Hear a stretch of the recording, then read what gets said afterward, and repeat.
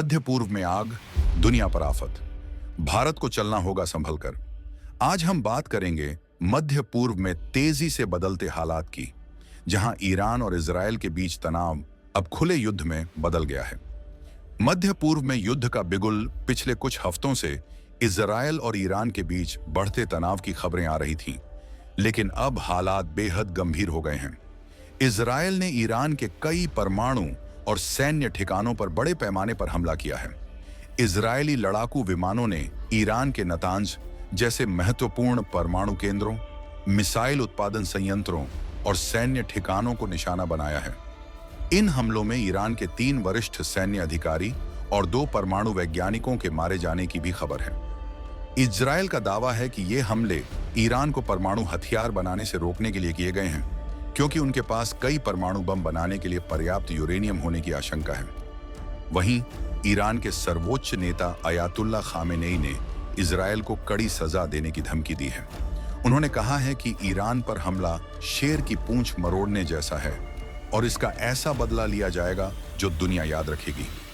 वैश्विक अर्थव्यवस्था पर असर। इस युद्ध का वैश्विक अर्थव्यवस्था पर सीधा असर दिख रहा है।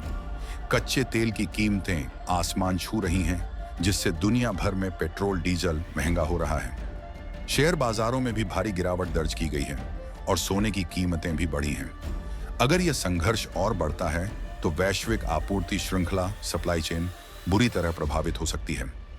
भारत के लिए चुनौतियां। इस युद्ध से भारत भी सीधे तौर पर प्रभावित हो रहा है। भारत के ईरान और इजराइल दोनों के साथ अच्छे संबंध हैं। ऐसे में भारत के लिए यह एक राजनयिक संकट है कि वह किसका पक्ष ले। सबसे बड़ी चुनौती दोनों देशों में रह रहे हजारों भारतीयों की सुरक्षा है। इजराइल में लगभग 18,000 और ईरान में 5,000 से 7,000 भारतीय रहते हैं, जिनकी सुरक्षा सुनिश्चित करना भारत सरकार की प्राथमिकता है। इसके अलावा तेल की कीमतों में उछाल सीधे तौर पर भारत की अर्थव्यवस्था को प्रभावित करेगा, क्योंकि हम अपनी जरूरतों का एक बड़ा हिस्सा आयात करते हैं। अंतर्राष्ट्रीय समुदाय ने इस तनाव को कम करने और बातचीत के जरिए समाधान खोजने की अपील की है। भारत ने भी दोनों देशों से संयम बरतने और बातचीत से मुद्दों को सुलझाने का आग्रह किया है। यह देखना होगा कि यह संघर्ष किस दिशा में जाता है और क्या वैश्विक ताकतें इसे तीसरे विश्व युद्ध में बदलने से रोक पाएंगी। हम इस पर अपनी नजर बनाए रखेंगे। दीजिए इजाजत। नमस्कार।